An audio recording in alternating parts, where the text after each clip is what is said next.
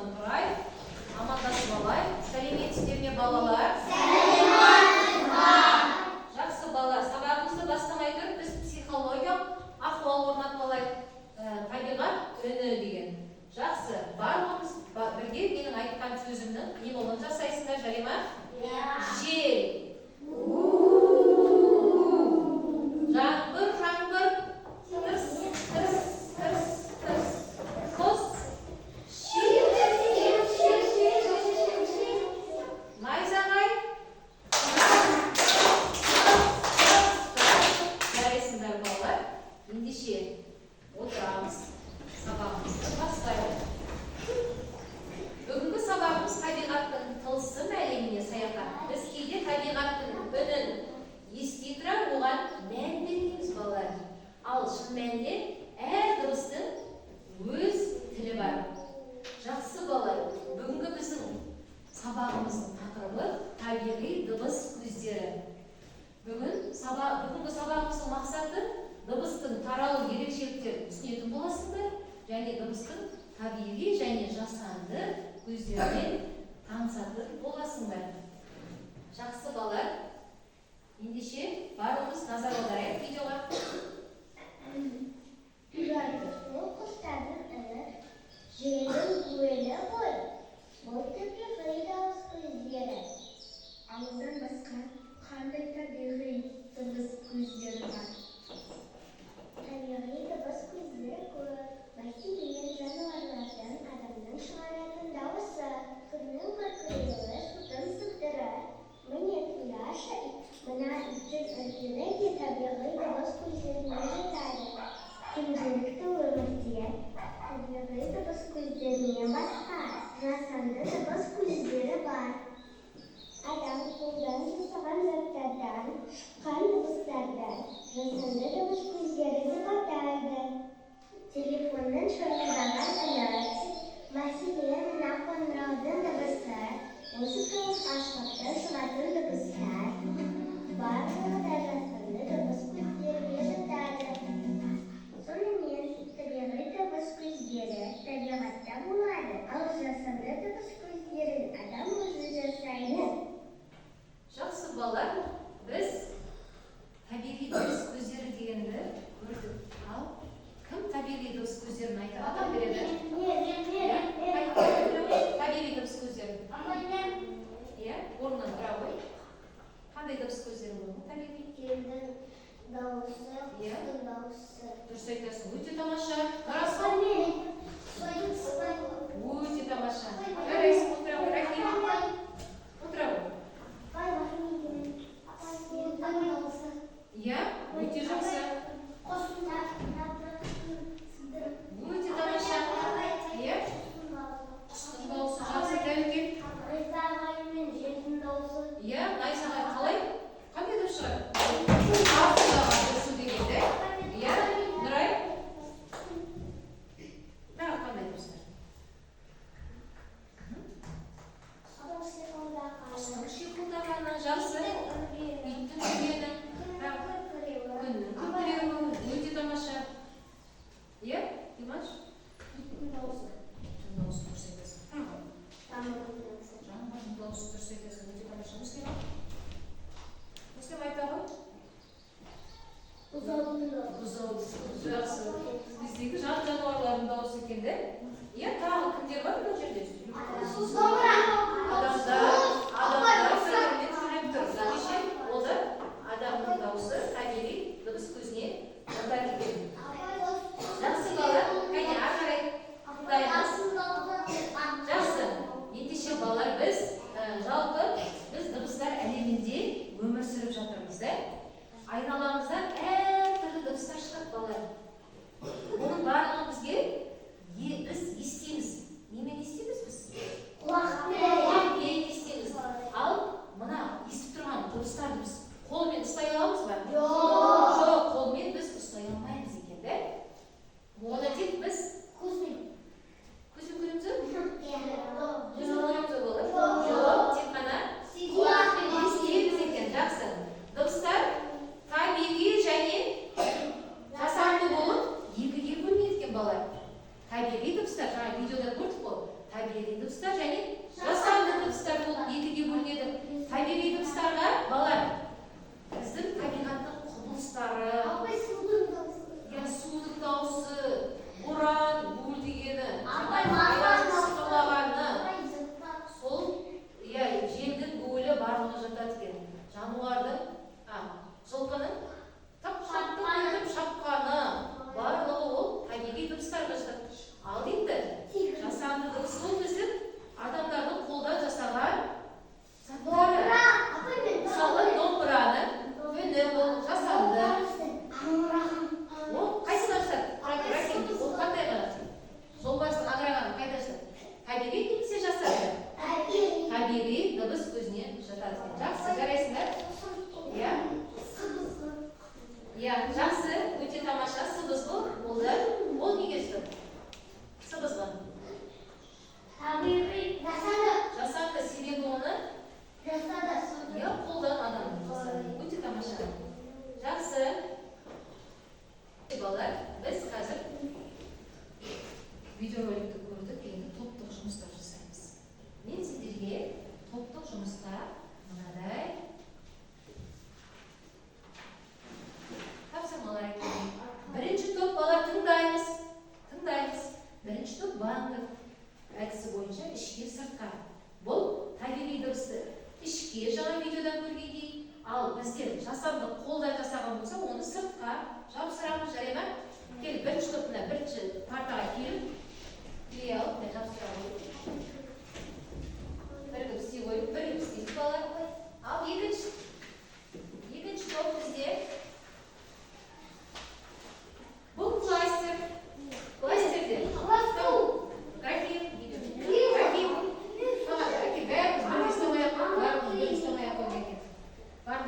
график, мына жерде қараймыз. Табиғи дыбыс көздері балалар. Табиғи дыбыс көздері мына жаққа керекті табиғи дыбыс көздері жасамыз. Қазір қоғасы беріп сіздерге.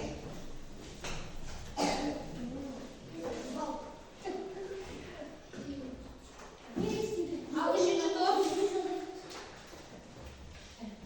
Бірігіп жаза беріңіз. Қасын тағы.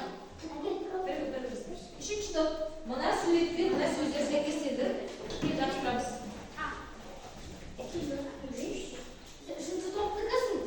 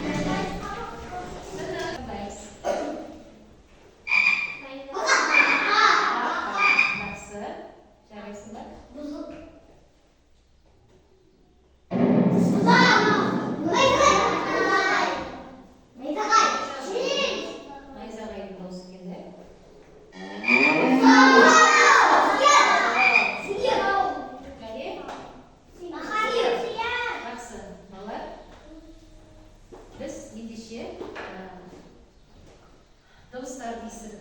Қандай дыбыстар естідік? Найзағай. Және мақамның және бұзаудың дыбысы. Жақсы, олар бізде табиғи дыбыс көздер екен.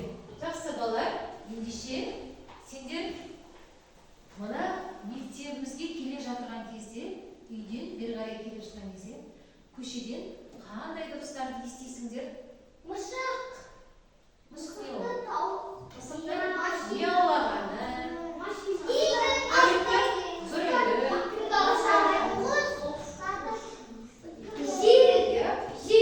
жердің гүлдегені, жапырақтың дауысын естисіңдер. Иттің үргенін естисіңдер. Ара, судың дауысы өте жақсы. Балалар, енді осының ішінде тек қана табиғи дыбыс көздерін айтайықшы. Найзағай, иттің дауысы, желдің дауысы. Жақсы. Жарайсыңдар, өте тамаша. Ары қарай ендеше, балалар. Балалар, сіздерге қызықты мәлімет айтайын. Бұл бізде маса. Дыбысын естіп көрейікші. Қандай дыбыс шығарды? Бірге қосалайықшы. Жақсы. Жарайсыздар. Ал жақсы. Қараймыз, трофим. Масаның ызыңы оның қанаттарының қозғалысынан шығады екен. Ол қараңыздар, секундына, бір секунд деген кезде 500-800 рет тез ұрып тастайды екен. Сонда ол сені қаққан кезде бізге дызылдаған дыбыс шығады. Негізі мұрнынан, аузынан емес. Ол мына қанаттың қағысынан дызылдаған дауыс шығады екен. Бізге солай естіледі. Ызыңы. Жақсы, әлі қарай кеттік. Маған қазір сұраққа жауап береді. Ал кәне. Кім қол көтереді маған? Димаш Краусі, Димаш сұраққа жауап бермейтсің. Тыңдаймыз. Үндемейміз қалғанымыз. Табиғи дыбыстар. Қалғандарымыз үндемейміз. Кәне, төспеген қарай. Жарайсың. Жақсы. Келесі. Абытай. Табиғи дыбыстардың қайсы жатады? Маңғырлар. Өте тамаша. Төспеген қазір қарай. Жақсы. Жарайсың. Келесі. Жаңбыр жауып тұр. Найзағай соқты. Табиғи дыбыс. Айқайламаймыз оны. Айқайламаймыз. Қайда тыңдаймыз. Тыңдаймыз. Жақсы қолбет болар. Міне мына жерде 232 көрінген, де?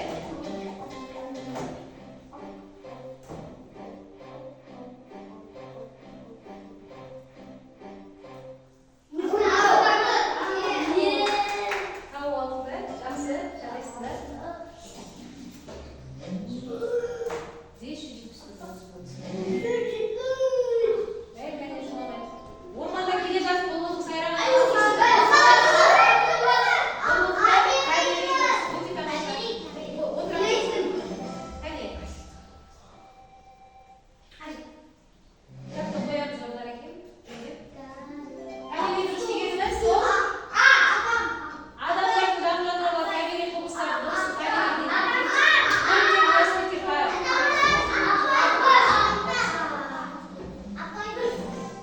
Өте тамаша, жарайсың. Ал енді соңғы бір сұраққа қайша отырамыз, рас отырайық. Тыңдаймыз. Ал біздің аяқтауы. Жақсы. Қарайық. О, өте тамаша. Жақсы. Ал тыңдаймыз. Мұқият тыңдайық. Осы әншінің төбесі айғай құмдетте биіктігі 150 метр, ұзындығы 8, ені 3 шақырым болатын төбеден әртүрлі үн шығып тұрады. Ол бірнеше шақырымға еркін жетеді.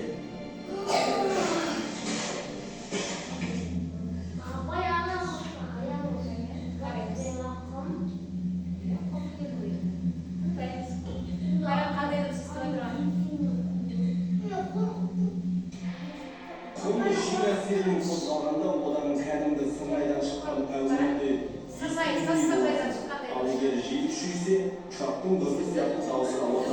To'g'risida ma'lumotlar kunning uzoq hujjatlarining bir-birini büyüklüğünün de düşündüredi. Al yer arasında en çok jayında aramızlar жеткілікті. Аңызда сүйенсек, құмның астында Шыңғысхан өзінің сенімді жауынгерлерімен жерленген екен. Ал сиқыр оғына шығатын әуенді хан рухы өз ұрпақтарына жеңістері жайында сыр шерткені дейді. Жақсы, балалар. Енді сіздерге тапсырма. Біз видеода не көрдік жаңа? Не туралы көрдік? Хан туралы көрдік. Жақсы, иә, әнші. Балалар, қандай аспапқа ұқсайды дыбысы? Қандай аспапқа ұқсайды дейді? Састырмай деді ме, домбыра деді ме? Састырмай дыбысына ұқсайды дейді. Жақсы, бұл балалар жұптасып тапсырманы орындаймыз. Димашке мына жерге келе алып, тоқасының қасына. Тез орындап қойсай. Бүгін табиғи дыбыс көздерін қарай қоямыз, тез қоршай қоямыз. Табиғи дыбыс көздерін қоршайсыз. Бізде мынандай бар. Тағы нере бар? Табиғи дыбыс көздерін. Ана, мына жақта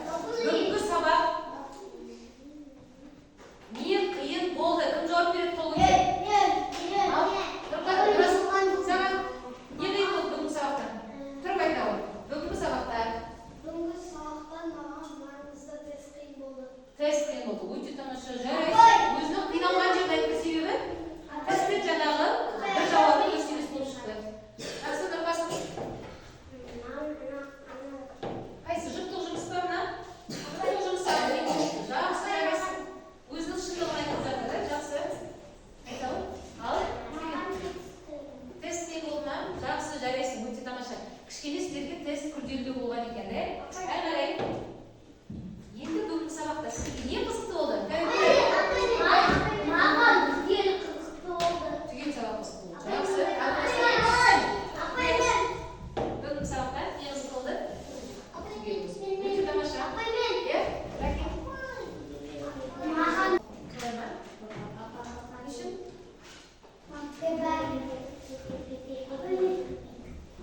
Жақсы, не қызықты болды саған? Барлығы қызықты болды. Қандай ішінде тапсырмалар? Сол үшін қайтадан естімеңіз ғой қазір. Карим айтамын. Тұрады, тыңдаймыз. Айтпа оны. Қандай? Топтық жұмыс па, жұрттық па? Тақтада топтық жұмыс деп өте тамаша. Өте қызықты болды, ма? Жарайсың. Өте тамаша. Енді бүгінгі сабақта не құнды болды? Не өттік жалпы, не құнды болды сіздерге?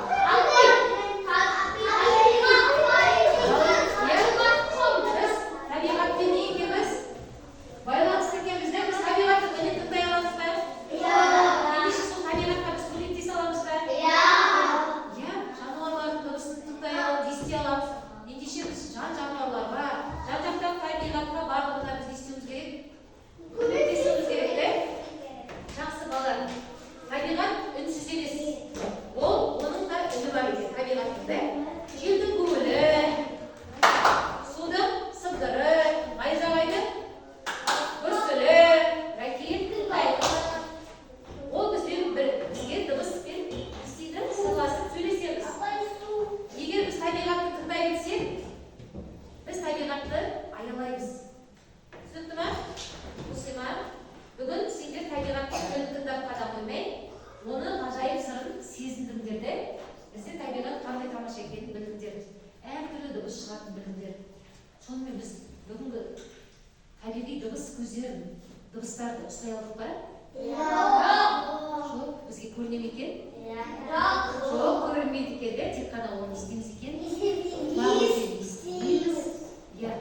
Балалар тек қана құлағымызбен естиміз екен, соны біз сезінеміз екен. Ал енді балалар, ендеше бүгінгі біздің сабағымыз соңына жетті. Сіздерге үй тапсырмасы, мектеп пен үйдің арасындағы қандай табиғат дыбыстарын естисіңдер, соны келесі сабақта әдемілеп маған айтып бересіңдер, жарай ма? Соған дайындалып келеміз. Оқушылар, сонымен сабағымыз аяқталды.